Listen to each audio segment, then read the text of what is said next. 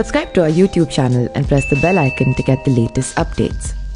सुशील कुमार सागर धनखड़ और उसके साथियों को गन पॉइंट पर घर से कैसे ले गए थे? छत्रसाल स्टेडियम में किस किस गैंग के लोग मौजूद थे? सुशील कुमार किस योगी के आश्रम में छुपे हुए थे? सुशील कुमार को किसकी स्कूटी पर गिरफ्तार किया गया? सागर धनखड़ की सुशील कुमार से क्या दुश्मनी थी? जी हां, सारे सवालों के जवाब जो हैं वो आपको इस वीडियो के अंदर मिलने वाले हैं। नमस्कार, आप देख रहे हैं क्विक न्यूज और मैं हूं आपके साथ अंशुल त्यागी। ये कहानी 4 मई को शुरू हुई। 4 मई शाम 6 बजे के आसपास सुशील कुमार अपने कुछ साथियों के साथ और 2 गाड़ियों में, जिसमें एक होंडा सिटी और एक स्कॉर्पियो कार लेकर वो सागर धनखड़ के फ्लैट के नीचे पहुंचते हैं और सागर धनखड़ को बुलाने के लिए अपने एक साथी कालू को भेजते हैं। और जैसे ही कालू ऊपर पहुंचता है और वो बताता है कि सुशील भाई साहब आपसे मिलने के लिए आए हैं, सागर बिना देर किए नीचे आ जाते हैं। लेकिन सुशील कुमार उसे गन पॉइंट पर रखते हैं और सागर के साथ और उसके साथियों को भी छत्रसाल स्टेडियम ले जाते हैं। लोगों के मुताबिक जो स्कॉर्पियो गाड़ी जो पुलिस ने पकड़ी है वो नीरज भवाना गैंग के एक मुख्य गुर्गे की थी, तो इसका मतलब नीरज भवाना गैंग के भी कुछ लोग वहां पर मौजूद थे छत्रसाल स्टेडियम के अंदर। और वहीं पर कहा जा रहा है कि सागर के साथ काला जथेड़िया गैंग के भी कुछ लोग मौजूद थे, जिनकी पिटाई जो है सुशील कुमार और उसके साथियों ने की। पिटाई करने के बाद अचानक से जब गार्ड को पता चलता है कि उसमें से एक साथी जो है सागर का वो भाग निकला है और उसने पुलिस को सूचना दे दी है, तो छत्रसाल स्टेडियम का जो गार्ड होता है वो सुशील कुमार को जानकारी दे देता है कि कुछ ही समय में यहां पुलिस पहुंचने वाली है, आप निकल जाइए। सुशील कुमार बिना देर किए अपनी गाड़ी में बैठते हैं अपने एक साथी के साथ में, जिसका नाम अजय है, जिसके ऊपर भी जो पुलिस ने इनाम रखा था, उसके साथ बैठते हैं और वो सीधा जो है वो अपने घर चले जाते हैं, क्योंकि उन्हें ये एहसास नहीं था कि सागर की मौत हो सकती है। घर जाकर वो आराम से सो जाते हैं। अगले दिन खबर आती है कि सागर की मौत हो गई। जी हां, 4 मई रात को 8 बजे सागर का एक साथी जो है सागर के घर वालों को फोन करता है और यह बात बोलता है कि सागर का एक्सीडेंट हो गया है और उसकी हालत बड़ी गंभीर है और वो एक अस्पताल के अंदर भर्ती है। सागर के घर वाले तुरंत अस्पताल में पहुंच जाते हैं। अस्पताल जाकर पता चलता है कि इसकी छत्रसाल स्टेडियम के अंदर सुशील कुमार और उसके कुछ साथियों ने मिलकर पिटाई की है, जिसके बाद इसकी यह हालत हुई है। लेकिन बॉडी के अंदर इतने फ्रैक्चर हो गए थे, हालत इतनी ज्यादा खराब हो गई थी कि सुबह सुबह सागर धनखड़ की मौत हो जाती है। जैसे ही ये खबर सुशील कुमार को मिलती है, वो अपने साथी कालू को फोन करते हैं और उससे कहते हैं कि मुझे और अजय को हरिद्वार छोड़कर आ जाओ। ये कहना खुद कालू का है। वो हरिद्वार जब छोड़कर आता है, उसके बाद में पुलिस की कार्रवाई भी शुरू हो जाती है, क्योंकि मॉडल टाउन इलाके के अंदर 5 मई शाम लगभग 6 बजे के आसपास जो है सुशील कुमार के खिलाफ में एफआईआर लिख दी जाती है और एफआईआर के अंदर सुशील कुमार को मुख्य आरोपी बताया जाता है। जी हां, सुशील कुमार हरिद्वार के अंदर छिपे हुए हैं, यह अभी तक किसी को नहीं पता है और पुलिस ने अपनी कार्रवाई की शुरुआत कर दी। पुलिस छत्रसाल स्टेडियम जाती है और वहां जाकर पता करती है, रेसलिंग फेडरेशन से पूछती है, कहानी पता करती है, तो पता चलता है कि सुशील कुमार जो है उनके पहले जो ससुर थे वो जो है छत्रसाल स्टेडियम के कर्ता धर्ता थे। अब सुशील कुमार यहाँ के ओएसडी और वो चाहते हैं कि उन्हीं की बात जो है वो सभी लोग सुने। लोगों का यह कहना था कि सागर धनखड़ ने उनके खिलाफ आवाज उठाई थी, यही एक कारण था कि उन्होंने सागर की पिटाई करनी चाहिए और यह बताना चाहा कि अगर आप सुशील कुमार के खिलाफ आवाज उठाएंगे तो आपके साथ यही सुलूक होगा। लेकिन वो पिटाई इतनी ज्यादा हो गई कि सागर की मौत हो गई। 6 मई को सागर धनखड़ के मामा और मां का बयान आता है। वो कहते हैं कि हमने तो साल 2012 और साल 2013 के बीच में सागर धनखड़ को सुशील कुमार के हवाले कर दिया था और यह कह दिया था कि आप इसे इंटरनेशनल पहलवान बना दीजिए। यानी कि एक तरीके से सुशील कुमार जो थे वो सागर धनखड़ के गुरु हुआ करते थे। कार्रवाई आगे बढ़ी। पुलिस ने सुशील कुमार के 3 साथियों को गिरफ्तार किया, जिसमें एक कालू भी शामिल था और उसने सारी पोल पट्टी जो है सुशील कुमार की खोल दी।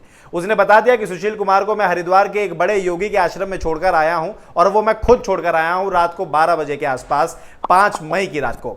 जी हां, अब जैसे ही ये बात का पता चला तो हरिद्वार के अंदर छापेमारी पुलिस ने शुरू कर दी, सुशील कुमार को ढूंढना शुरू कर दिया। तभी जो है अंतरिम जमानत के लिए केस फाइल हो जाता है रोहिणी कोर्ट के अंदर सुशील कुमार की तरफ से, जिसके अंदर सुशील कुमार के वकीलों द्वारा यह कहा जाता है कि वो जो है बेगुनाह है और उन्होंने इसमें कोई भी हाथ उनका नहीं है और वो चाहते हैं कि अगर बेगुनाही साबित करने के लिए उन्हें सरेंडर करना पड़ेगा तो वो सरेंडर कर देंगे। लेकिन सवाल ये खड़े हो रहे थे कि 10 मई तक जब ये कहानी चल रही थी, लगभग 15 मई के आसपास ये केस में सुनवाई हुई, तो उससे पहले सुशील कुमार ने सरेंडर क्यों नहीं कर दिया था? अगर वो सही थे तो वो भागे भागे फिर रहे थे।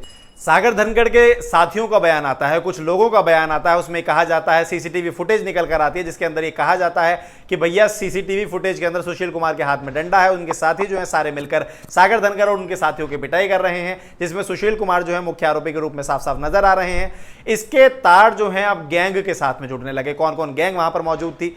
नीरज बवाना गैंग का नाम सबसे पहले वहां पर आया, उसके बाद में नाम आया काला जठेड़ी गैंग का, जिसके अंदर साबित हुआ कि भैया जो सागर धनखड़ थे वो काला जठेड़ी गैंग के साथ जुड़े हुए थे और जो सुशील कुमार थे वो जुड़े हुए थे साथ में नीरज बवाना गैंग के, जिसकी वजह से दोनों ही लोगों के बीच में जो हमला हुआ था उसके अंदर कुछ गैंग के लोग भी मौजूद थे।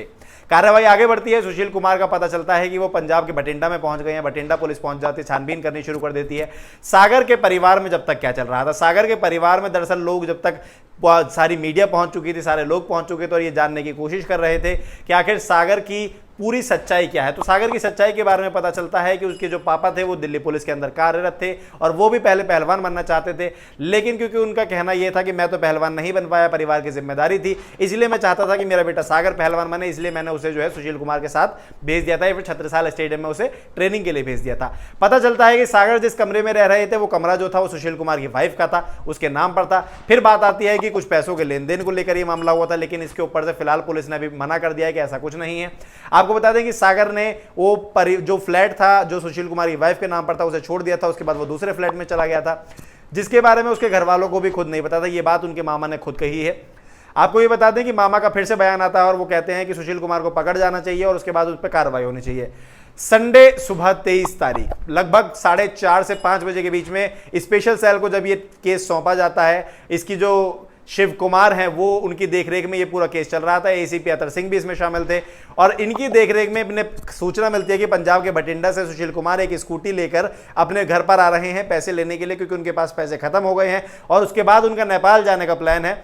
तो अपनी पूरी फील्डिंग बिछाकर स्पेशल सेल तैयार हो जाती है और स्कूटी पर आते हुए 50,000 रुपए के इनामी, जिसमें 2 ही दिन पहले यानी कि लगभग 21 तारीख को दिल्ली पुलिस ने सुशील कुमार के ऊपर 1 लाख और अजय के ऊपर 50,000 का इनाम घोषित किया था। उन दोनों को स्पेशल सेल जो है एक स्कूटी के ऊपर पकड़ लेती है और दोनों को पकड़कर सीधा कोर्ट में थाने में पेश कर देती है। जी हाँ, आपको ये बता दें कि कोर्ट में पेश करने के बाद सुशील कुमार के ऊपर 6 दिन की रिमांड हो जाती है, जो कि अब पुलिस रिमांड में वो चल रहे हैं। स्कूटी के बारे में बताया गया कि उन्होंने एक लड़की से मदद ली थी जिसकी स्कूटी वो लेकर यहाँ पर आ रहे थे और मुंडका इलाके से चेकिंग के दौरान उन्हें पकड़ा गया। ये कहा गया कि वो जो है पैसे लेने के लिए अपने घर पर आ रहे थे। 6 दिन की रिमांड में पुलिस ने जैसे जैसे उनसे सवाल पूछे हैं वो आपको बता देते हैं क्रिया कैसे रही। पुलिस ने जो है स्पेशल सेल की टीम ने और पुलिस ने मिलकर उनसे सवाल किए। उन्होंने पूछा कि क्या आप इस मामले में शामिल थे, तो उन्होंने हामी भरी कि मैं इस मामले में शामिल था, लेकिन मेरा ऐसा कोई भी मोटिव नहीं था कि सागर धनखड़ की मौत हो जाए। हमने सिर्फ इसे डराने के लिए, पिटाई करने के लिए जो है उसे वहां बुलाया था, फिर उसे वहां लेकर गए थे। हमें ये बिल्कुल नहीं पता था कि सागर की मौत हो जाएगी।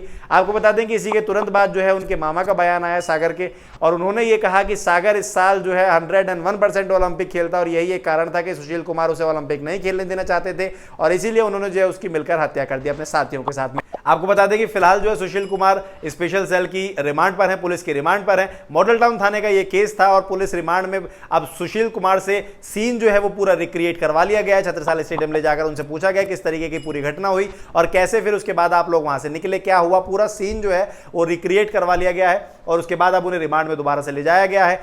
जो स्पेशल सेल की टीम है उसके साथ में जो फॉरेंसिक टीम है वो गाड़ियों के ऊपर फिंगरप्रिंट की जांच कर रही है, क्योंकि जिसके बाद में नीरज बवाना गैंग या फिर काला जठेड़िया गैंग के जो लोगों को पकड़ा जाएगा उसके बाद उनके फिंगरप्रिंट के हिसाब से जांच की जाएगी कि कौन कौन लोग उस दिन वहां पर मौजूद थे। अब सवाल यहां पर यह आता है कि क्या वाकई सुशील कुमार ने सागर धनखड़ की हत्या की है। यह बात अभी तक साबित नहीं हो पाई है। हमने जितनी भी जानकारी आपको दी है ये सभी हमें सूत्रों से या फिर लोगों से, फिर न्यूज मीडिया के जरिए हमें पता चली है। वो सारी जानकारी हमने आपको बताई है कि 4 मई से लेकर और आज तक क्या कुछ घटनाएं हुई हैं, लेकिन अब आपको समझना होगा। आपके ऊपर मैं छोड़ देता हूं कि आखिर इस पूरी घटना का जिम्मेदार कौन है। आपको कौन इस घटना का जिम्मेदार लगता है हमें कमेंट बॉक्स में जरूर बताइएगा और आगे भी इस पूरी कहानी में हम आपके लिए बने रहेंगे और आगे भी आपको एक एक पल पल की अपडेट हम आपको ऐसे ही देते रहेंगे। बने रहिएगा हमारे साथ।